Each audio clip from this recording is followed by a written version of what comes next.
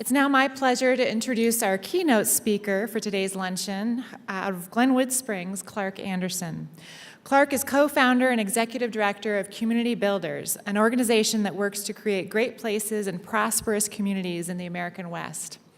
For the past decade, Clark has helped cities and towns throughout the western U.S. align their planning, economic development, and natural resource management goals. Clark specializes in helping communities create a shared vision for the future and identify the strategies, actions, and partnerships for getting there. He has provided training and technical assistance to communities around the West on land use, community design, transportation, economic development, and resource conservation and management. Previously, Clark was the Rocky Mountain Regional Director for the Sonoran Institute and the Water and Land Use Program Manager for the Local Government Commission. He holds a bachelor's degree in biology from the University of Colorado and a master's degree in geography from the University of California, Davis. So please welcome Clark Anderson. Let me get a couple things set up here. I need to turn on my mic because I'm a walker. Let's see, I think this is the right one. I have a simple mission for myself today. And really, it was, as I was trying to think about what to talk about with you guys today, it was very simple because I thought the work that you all are doing is so important and so inspirational that that's what I want to talk about.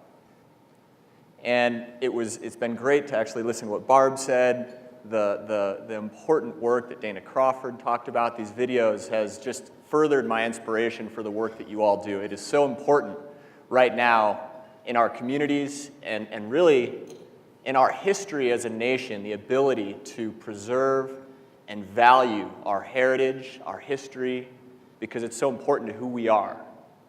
So I want to take some time to talk about how important that is and try to put it in an economic and market context that helps us look towards the future and where our communities can go. Because we know that, just as Barb said, change is coming to our communities, both large and small.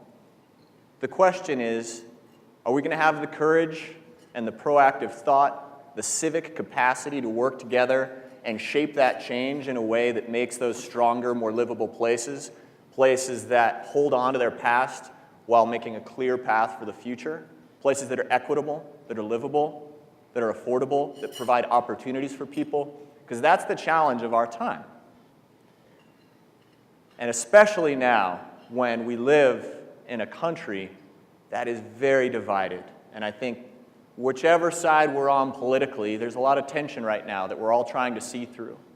And one of the things that we can and must lean back on as a people is our shared history and our shared past. So I think the work that you all are doing is essential to that. Community Builders, just quickly, at my organization, we're a nonprofit. We're based in Glenwood Springs. Our goal, our mission, our work, our calling is to try to create more livable communities around the Rocky Mountain West. And so we work in communities both large and small, and we try to help build the civic and leadership capacity of the people that are there. We try to inspire and empower them, and then work with communities hand in hand on the ground so that they can implement better projects, plans, and policies to carry their community forward. It's not our agenda, it's theirs. It's very people-driven, and it's very place-based. Everything we do is based on place. So again, preservationists are the original placemakers, the original people who are committed to place. And so I thank you, and I'm excited to see the work you guys are doing go forward. I'd like to begin in my hometown of Glenwood Springs. Is it all right with you guys if I walk around down here? So I didn't grow up in Glenwood. I grew up in the next county over, Eagle County, but I live in Glenwood Springs now. And Glenwood Springs is a historic town. It's a wonderful town. My wife and I, with our daughter Blue, 3-year-old, just turned 3 on Monday, live right in downtown. And this is a phenomenal community. It's going through change. It's dealing with a lot of the same issues that Barb just talked about. But when we look at what's working in Glenwood, we have to look to our past. That historic street grid, those historic buildings, those are the foundations of place in Glenwood Springs. When you think about what's working for Glenwood, what's working for our economy, the renovation of 7th Street, the increasingly powerful tourism and recreation economy we have, it's one of these places that's attracting a lot of talent, a lot of interest in growing new entrepreneurship. The reason it's doing that is because it's authentic. It's a real place. And that authenticity is born in those historic streets, in those historic buildings. It's what makes us a real place. And we've reused them. We've squeezed so much value out of them, reusing them over and over and over again. New paint, right? New use, new occupant. But it's the same buildings, the same infrastructure over and over again. So the value we're getting continues today. And the downtown of Glenwood Springs, that historic downtown, continues to be the beating heart of our community. And it continues to drive our local economy. And we're doing well that way. And it's not only the downtown. It's the surrounding natural environment, the ranches, the historic buildings outside of the community too, that create the sense of place that makes Glenwood such a special place. It's why we live there. It's why we based our organization there. It's why a lot of other businesses are located there as well. And that's important because at the end of the day, if the world continues to think of the work of preservation as simply an aesthetic nicety, then you guys aren't getting the credit for the work you do in building strong and resilient economies. Because that's the work that we're involved in. We're out there right now trying to help communities of all types become more resilient, be able to stand the test of time in very turbulent times right now economically. So how do we do that? Well, let's step back for a minute and talk a little bit about where things are going. You know, we work in the Rocky Mountain West, and this is kind of an interesting map because it shows you where the economic energy is around our country, right? And of course, you can really see the coastal states light up. You can see California and LA and San Diego and the Bay Area. And we're sort of right here in the middle. And outside of the Front Range cities, which my organization works right in this middle area. We call it the dark space in the middle. And we just have to appreciate the differences economically that most of the communities, again, outside of the Front Range cities, the differences that they face. They don't have the same economic energy, the same market gravity. In fact, when you think about those communities, one of the interesting things about them is that most of those communities came up around a single industry: mining, tourism, what have you. And yet we know that today, to have a strong and successful community, a strong and successful economy, that won't work. And so we're asking these communities to figure out a way to become more diversified so that they can be resilient and stand the test of time. It's a big challenge. Yet, there are signs of hope. Altos Engineering. Who's heard of Altos Engineering? Anybody out there? Glenn, I know you're out in the audience. You can't answer this. These guys make stuff with lasers.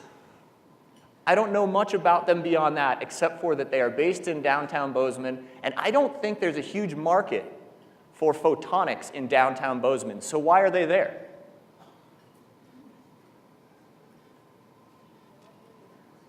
Great quality of life. What else is in Bozeman? What? Places. It's a very great place, right? Super cool place to live. Also a lot of talent there, right? They've got a pipeline of talent coming out of the university. How about CityPass? Actually, whether or not you've heard of CityPass, can anybody explain to me why CityPass moved their corporate offices from Seattle and San Francisco to downtown Victor, Idaho? That's right, affordability. But affordability was part of providing a quality of life. Their CEO knew that their competitive advantage was built around the idea that they could hire the very best talent. And he was realizing that his workers were unhappy because they were located, their offices seemed to be located in these very great places. But the people who worked for him couldn't actually afford to live in those communities, so they were spending all their day in a car commuting. And so they moved to Victor, which also offers a great quality of life, but at a much better price. Closer to town, or closer to all of us, and right up the road from us is Carbondale, Colorado. Carbondale is a really interesting place to think about these changes that I'm talking about, because not only do we see the emergence of businesses like Backbone Media, which this is a media company that could be in any of the major media markets, Chicago, LA, New York, but they've chosen to be located in Carbondale, this small little town, which isn't only in a major media center, but it's 20 minutes from I-70, 40 minutes during rush hour, right? And yet they're there because it offers a high quality of life and it fits with their brand. But the interesting thing about Carbondale is and Backbone Media is this is just one of several businesses that have emerged in Carbondale because Carbondale is a really cool place. Where's Gavin? There we go. Gavin, Land and Shelter, another phenomenal organization, a business located in Carbondale. There's like a plethora of these high-end professional service firms, architects, engineers, located in Carbondale because it's a really cool place. And it's a tiny little town, yet they're all there. And Carbondale, as the name would suggest, wasn't always this way. It's a mining town. And yet we can see the transformation that these types of businesses have had in such a small amount of time to completely reshape not only the physical place, but the economic place. And so we're seeing some important transformations come to fruition. And it is important to look at these within a broader economic context. Right? We all think about technology and the role that technology is playing, and it is very significant, right? We live in a time when I can plug my computer into the wall, get an internet connection, and bam, I'm connected to the global economy. I can pretty much do whatever I want. And what that's allowing is for people to be mobile. Work is mobile. When work becomes mobile, suddenly we're not tied down to certain locations, right? I can start a business, I can work for a company really anywhere I want, or certain types of businesses, and that's the key. Because technology is really just the enabling agent. It's the emergence of knowledge-based industries that are allowing people to work and start businesses and create entrepreneurial enterprises in more and more places. And that's having a very significant impact on these communities, which up to this point simply didn't have the opportunity to attract that type of talent, to attract and grow that type of entrepreneurship. So for our smaller communities, again, places not like Denver, where some of these things, it's easier, there's more of a market and economic gravity to them, this is an outstanding opportunity. But let's be real, these types of transformations are impacting Denver as well, right? So we're seeing these things unfold. It's changing the way that people approach their jobs and the way that people approach their lives. It's changing what they want out of their communities and their jobs. I like to think about it in terms of my grandfather and I. What we want out of our jobs is changing. My grandfather, Raymond Anderson, when he was early on in his career in Chicago, what he wanted more than anything was a really good job. And that was it. He wasn't looking to live in a cool, walkable town with great mountain biking that he could hit after work and made sure it had a good brewery. He didn't have the luxury. Today we do. And we're very fortunate for that. And that is reshaping communities. It's reshaping what people want out of their communities and what people want out of their jobs. We're also seeing the emergence of whole new areas where entrepreneurship can emerge in communities, including small communities. You have who's heard of maker spaces, right? You guys have all heard of maker spaces and the role that these places can play. Suddenly, we're opening doors to entrepreneurship by providing spaces where people can go in, make stuff, and sell it online through forums like Etsy and other online platforms. So these aren't maker spaces and co-work spaces, and these types of physical spaces for entrepreneurship are not only fun places for people to do hobby work. No, these are lowering the barriers of entry for new entrepreneurs who want to come in and get something started, but suddenly they don't have to buy all their own equipment. They don't have to rent their own shop. They don't have to get their own retail space. And yet they can get something off the ground. And in a lot of the small towns that we work in around Colorado, that's a big deal. Because these people are trying to create jobs out of something. And this is a starting point. And so we just have to recognize these new doors that are opening for entrepreneurship. And for preservation, this is another opportunity. We're seeing things like Galvanize downtown.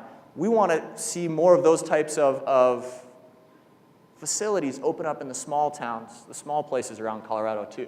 So we can take this whole transition that we're seeing and move it into other places as well. These were a lot of the ideas that were surfacing in our team's mind when we started to do a new research project called Place Value. And Place Value was based around a simple set of research questions. Why do people and businesses pick one community over another? Right? What's driving that decision? We wanted to understand that so that we could work with communities and help them build up whatever it is that's attracting people and businesses and talent to their communities. So I want to just cover a couple of the key high points. First of all, jobs follow people. What does that mean? Well, before I try and explain what it means, let me say that this is a complete departure from the way that we've approached economic development for years. The way that we've approached economic development for decades is that we have to go out somewhere else and bring their jobs to us. We're going to bring jobs from somewhere else. And what we're actually finding is that jobs don't come to places, people come to places and they start things. It's called entrepreneurship. And we actually found through the survey that we did for this, I should step back and note that the way we approached this project was through two survey instruments, one that was focusing on business owners and business managers, and the other that was focusing on employees. And we distributed it, we worked through with chambers of commerce throughout the Rocky Mountain West to distribute this, and got a lot of great responses. 30% of our respondents to the business owner survey said that they had moved to the community first and then started a business, not the other way around. They didn't have a business and move it to a community. And so a huge proportion of our businesses are emerging from communities through entrepreneurship, through local economic growth from that community. It's more organic than we treat it. And it's kind of like talking to somebody about where kids actually come from. You know, the stork doesn't bring babies, right? We all know that, but we continue to invest when we think about economic development. We continue to invest in bringing communities from somewhere, or bringing jobs and businesses from somewhere else through tax abatements and other incentives. And we don't invest in our small local businesses that can truly grow the economy, which is where the jobs are already coming from, and that can preserve our authenticity, our sense of place at the same time. This is kind of the biggest no-brainer of our findings, but it's important to go through. People and businesses are drawn to great places. Let's look at the data here. So when we talk to business owners and ask them, what do they prioritize when it comes to either locating in or staying in a community? If you look up at the very top, the overall quality and character of the community was the #1 choice, followed by the reputation. Is it safe? Is its location consistent with our... All of those things are about the type of place they're in. It's not until you get down towards the bottom third where you get into things like zoning regulations and tax structure, and almost at the very bottom, business incentives. And that's not to say those things can't be important. That's not to say those things can't be part of the toolbox.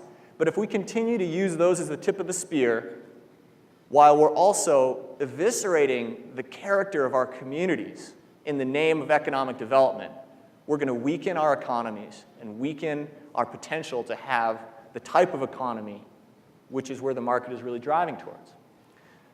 Another really important aspect of this that I think shows a flip side of that same coin is, this is from the employee survey, people will sacrifice salary for the ideal community. This is not surprising in a lot of the communities we work in, a lot of the resort communities in particular. We asked people, it's called a forced trade question in survey parlance. And what that means is you have to pick one or the other. So they could either pick between having a higher salary, great job, or living in the ideal community. 83% said they would rather live in the ideal community. They're willing to leave money on the table. It just shows how important it is to be in a quality place. It shows how important your work is. Affordability, which we think of as being fundamental to livability, is also important. And businesses understand this. 60% of the employers in our survey said that high housing costs affected their ability to attract quality talent. And that number jumps to 76% when they're actually in the process of trying to hire somebody. So we have to bear that in mind all along as well. These shifts are, in the way that we need to look at economic development, are also occurring at the same time that there's significant market shifts going on. I think you all are aware of this. You guys are living in the middle of it. You have people in this room that are literally at the tip of the spear of making these market shifts come to reality on the ground. So let's just sort of stay at a high level. A lot of the work that we've done with this followed on the heels of work that the National Association of Realtors did. We were seeing these annual community preference surveys that they did, and we said, well, is this stuff true in the Rocky Mountains? I grew up in Edwards, Colorado. Is it true that people really want more walkable places, that they want convenience and all of those things? And so we did a study called Reset, where we, again, used a survey tool to determine what is the demand for different types of places around the Rocky Mountain West, Idaho, Montana, Colorado, and Wyoming. I'm just going to hit a couple of the high points from that. First of all, and most fundamentally, people want a sense of place. They want authenticity. We asked people to, again, do a forced trade question. You can either have a larger home, more lot size, privacy, or you can live in a neighborhood with a higher level of community character. It's a little more density, but it's a higher character, higher sense of place. And 90% picked the character over the space. 90%. Walkability is part and parcel with that. Walkable places have to be authentic places. And walkability isn't just something that they do in Boulder anymore. This is something that is driving the market. The private sector gets it, they understand it, they're trying to make it happen, and it's really hard because, frankly, we've been developing and investing in infrastructure that is entirely unwalkable for so long that we have a lot of unraveling to do. We'll have a lot of knots to untangle. Thankfully, for people like Dana Crawford and all of you, we're starting to do that, but it's going to be some hard work. Looking at the data, 90% of the respondents to our survey said that living within walking distance of community destinations would be important to their future housing decisions. That doesn't mean it's the only factor, but it would be an important factor in future housing decisions. Walkability is great. I think we all like to walk. But at the end of the day, I think what it's really driving towards is convenience and accessibility, the ability to be close to stuff, right? So we also asked questions about that. Here again was a question where people had to choose between two different options, two different hypothetical neighborhoods. We stole this one directly from the National Association of Realtors with their permission. They were able to pick between either homes that are closer together and walking distance to various daily destinations like school, work, shopping, things like that, or farther apart, and they have to drive to those things. There's demand on both sides, plenty of demand on both sides, but almost 60% chose the convenience of being in a walkable neighborhood, even again, losing space, losing some of the privacy that they'd get with a larger yard, more square footage, and all of those things. We found the exact same thing when we asked the exact same question with respect to access to open space and recreation, only the demand went even more.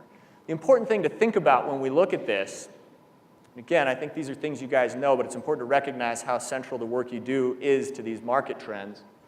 The important thing to think about is that we are so underbuilt on this product. We're doing such a poor job over the last several decades in building places that are walkable. And that's where you guys come in terms of helping us stitch communities back together and repair them so that they can be walkable places. And we've seen this, of course, in our downtowns. Our study actually, in addition to looking at survey results, looked at market data, and not surprisingly, there's a massive premium in downtowns for just in terms of price per square foot that people are willing to pay to live in downtowns, and we see that. And in fact, it's a significant challenge now in terms of affordability. And the reason is that because our downtowns are these historic places. They are authentic, they are real. And we live in a time when we cherish things that are real because there are so many things surrounding us that just basically aren't real. They don't feel real, they don't look real, they don't sound real. And so especially the millennial generation, which has grown up largely surrounded by non-realness, there is tremendous interest in things that are authentic and real. So these trends are only going to increase. Taken together, these market trends and economic trends that I've been talking about demand us to think differently about community planning and economic development. Frankly, a lot of us are just trying to catch up to where you guys have been for a long time. We have to think differently about these things, though. We need to begin changing the way that we approach land use. We need to begin changing the way we approach economic development. We need to begin changing the way we invest in transportation. All of those things need to be different. We need to begin recognizing that strong communities, strong economies are built from within. They are built locally. We can't continue to steal jobs from one another to build cheap places and think that that is economic development. It's not. And unfortunately, this is what we've been doing. And these types of communities are not going to attract the talent and investment that's going to drive the economy in the future. So we have to work together to fix these things. We need to rethink the way that we plan. And I think the most fundamental way to do that is to stop planning for uses and start planning for places. People talk about placemaking like it's kind of a niche little thing within the community planning and design field. Placemaking needs to be the fundamental driving idea behind land use planning and community development. Because it's not only about the aesthetics of place. It's not only about creating cute streets or making beautiful historic buildings come back to life. It is about creating communities that are livable. Because places that don't have people don't have a sense of place, right? So placemaking needs to begin driving the way we think about land use planning and economic development. And if I haven't made the point already, I think you guys are at the center of that work. Again, we look at downtown Crested Butte. Where's Glenn? Mayor of Crested Butte over there, doing phenomenal work in that town. What an amazing community. And again, Crested Butte is another example where that community has benefited so much, has reaped so much value from the historic foundations of that community, its streets, the historic grid, the buildings. Imagine how many layers of paint, how many different uses, the stories behind each of these buildings over time, from back when Crested Butte was a little mining camp. And that's why people go to Crested Butte and just get lost in the awe of how cool of a community it is. So we have to begin rethinking about how we reinvest in place and getting smarter about it. I didn't even know I was going to get to look straight at Dana Crawford while I talk about how important it is that, right here in Denver, we have one of the great models, in fact, several models of exactly what I'm talking about and what you guys are doing. We can see how important work like the renovation and rebirth of Larimer Square in Denver can be. Make no mistake, Denver is recognized nationally and even globally as one of the most successful cities over the last decade. People are watching us, people are amazed by what's happening, and the speed at which this city has really made great progress. And yes, there are challenges, but there has really been great progress has happened. And make no mistake, it's this that's doing it. This is fundamental to what people are interested in about where Denver is going and where it's headed. It's fundamental to why Denver's economy has become so strong. Now, do we need to manage that change now too? Yes, we absolutely do. But we can't forget that this is where it started, because this is where we need to continue driving towards. We also need to, and again, we start seeing places like The Source as new examples of where this work can go.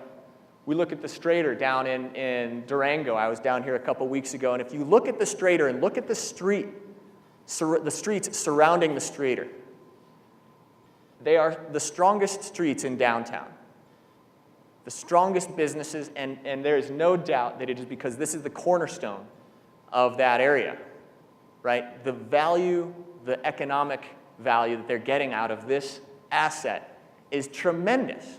And yet a lot of people just walk by it and don't recognize that this is what's driving so much of the success on that street. We can look in places like Rifle, where the renovation of the Ute Theater has been fundamental to helping them begin to revitalize their downtown. And this is a tough place to make things work. This is Rifle, Colorado, right?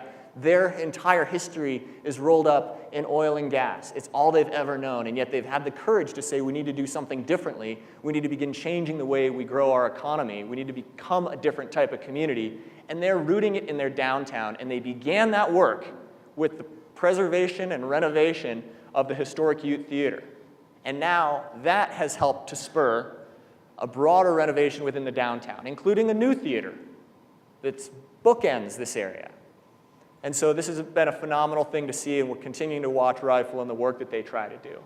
The Sears building, the historic Sears building in Helena, Montana, took a dilapidated building and brought much needed housing into the downtown. You guys know there's hundreds of stories. You guys are part of these stories. I just want to come up here and end by telling you how important the work that you're doing is. It's not just aesthetic. It's fundamental to where our economy is and where it needs to go. We have a lot of work to do to fix this. We have a lot to stitch together. Unfortunately, we don't have the luxury of doing this one building at a time. I really liked what Barb said.